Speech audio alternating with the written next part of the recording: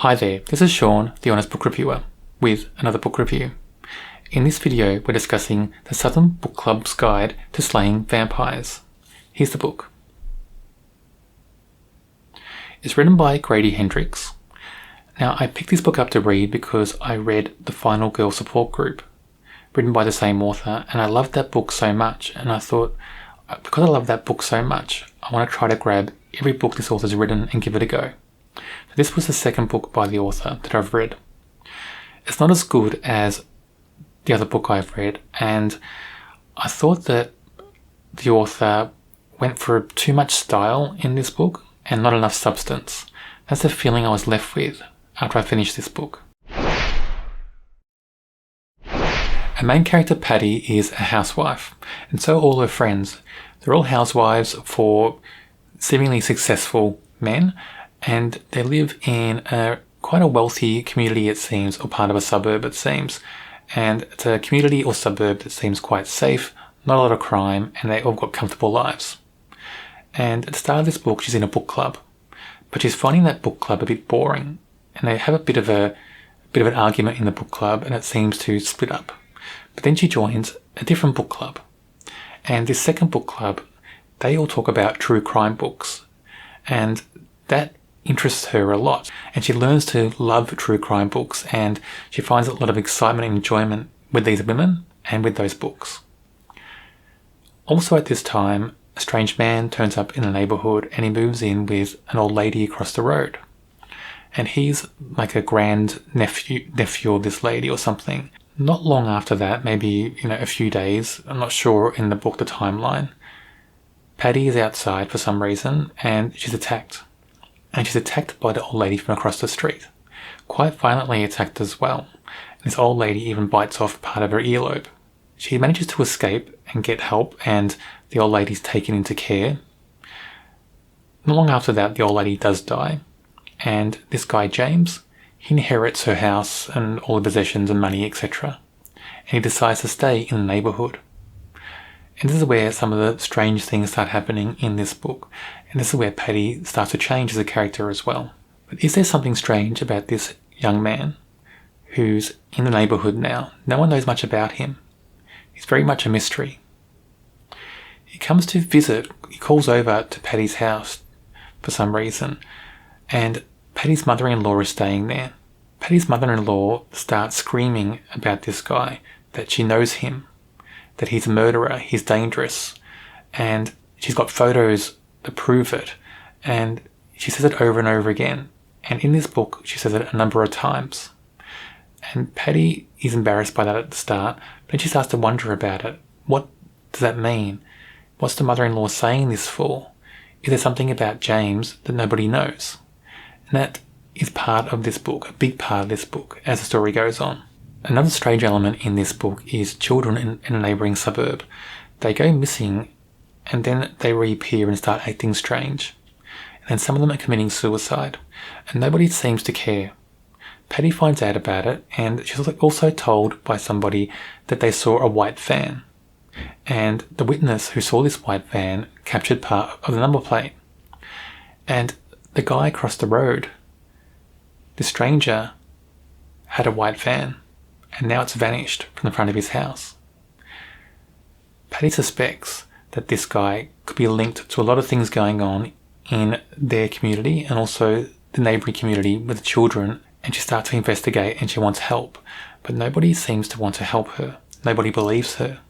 And people start thinking that Patty is crazy. She's the crazy one, because this guy is being as nice as pie to everybody. Everybody trusts him. He's giving people good advice. He's helping people. He seems very calm, collected. Everybody likes this new guy in the neighbourhood, James. And everybody's starting to doubt Patty's sanity. And that plays out in this story quite a lot. That seems to be a big theme in this story. From then on, much of the book is about Patty trying to prove that James is a villain, and James convincing everybody that he's not. And I won't go into all the details of the plot, because if you want to read the book, you want to see those details for the first time. You want to be shocked at the right moments, and you want to have that tension build up at the right moments. You don't want me to spoil it for you. But I'll just say a few things about the plot in general. good use of slow burn thriller elements in this story, but I think it's overused. I think it's too lengthy in some sections, and I think in some sections that slow burn build-up is ruined when the plot drags on too much and it dips down to almost, comatose levels in some sections, very mundane sections, and that ruins that build-up. That's the first thing I felt when I read this book. Another thing I felt was a lot of the characters seemed to be one-dimensional. And although a lot of people are saying that what's on the cover of the books, that this book is part, still magnolias, and where people are very graceful, but it's not. The characters aren't graceful at all, in my opinion. There's no grace in those characters. Most of the characters are quite one-dimensional. But what I do like about this book is, although there are parts where it dips down into mundane levels and it just loses that tension, that build-up, most of the plot is well written and well thought out. Also, the small horror elements we get in the story, and there's not many of them, but the scenes we do get that are horror scenes, they pack a lot of punch and they're well written. There's high impact in those scenes. So that takes the book from that mundane level and just gives us in-the-face moments. And that gives a bit of high and low in the book as well, different levels, but it needs more of that in my opinion, but I did enjoy the scenes that were there. Also, the two main characters, Paddy and James. Even though other characters aren't as well written, Paddy and James are well written in my opinion. And they're well formed, well constructed. A lot of doubt about James as the story goes on. And with Paddy, a lot of doubt about her as well, about her sanity and about how she perceives things. But they're very well written characters, and Paddy's voice, especially in this book, is quite strong. When I read this book, I felt frustrated on behalf of Paddy, that she's going through these things and nobody's believing her. But I also felt like James as a villain wasn't used as much as he could have been. There are moments where I think he could have been used, especially at the start, much more to build up tension and make him seem more suspicious and more threatening. But the author didn't do that, and I'm not sure why, and I think that's more style over substance in this book.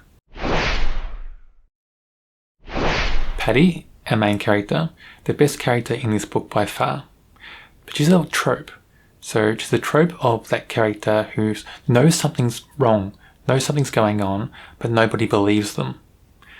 And nobody believes them because even though they feel and they know in their bones that something's going on, they can't prove it. They haven't got hard evidence. And the evidence they're trying to get is doubtful. And even if they do see something, nobody's there to see it as well. So that's a trope. And it's used well in this story, maybe overused in parts, but the author uses it quite well. So that's the main thing about Paddy, is that she's trying to prove something is wrong, but everybody doubts her because there's no hard evidence. And her theory is so out there that nobody believes her. James, he's a pretty good villain, even though I thought he could have been used a bit more at the start, having a bit more sinister vibe at the start. That sinister vibe built up as the story went on, and that seemed well thought out and well planned.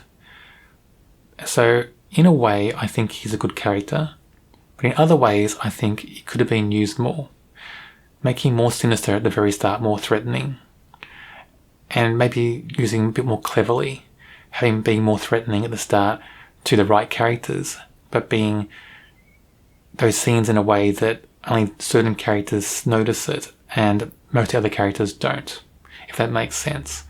I think if that had been at the start a bit more, then James as a villain would have had more impact. But he is there for some big scenes, of course, and those scenes pack a lot of punch, but I think there's not enough of them. Mrs. Green is often used as a housekeeper in this story. She comes from the neighbouring suburb, but she comes into the story most of the time when she's a housekeeper, and there's a few scenes where Paddy and other characters go out to visit her at her own home. But I think she's underused. I think this character could have been much more in this book, a much bigger character in this book, because she seems like a character that's a bit of a rock. Very well grounded, very centred, a lot of common sense in this character it seems as well, and that comes through in this story. And I don't know why the author chose to use this character in the way he did, but I get a sense that he wanted to hide this character a bit in the background until towards the very end, but I thought this character could have been used a lot more, and it would have made this story, for me anyway, a better read. Out of the books so far that I've read by this author, it's not my favourite. I'd rate it a 3 out of 5. It's above average, but I think it's more style over substance, and I think the author was trying too hard to create something a bit clever, and it didn't work in every aspect. That's my opinion anyway. On my channel, I do review other horror or paranormal books. If you don't want to miss out on those videos, check out my channel and subscribe. There's also a horror playlist on my channel. Should be on your screen now.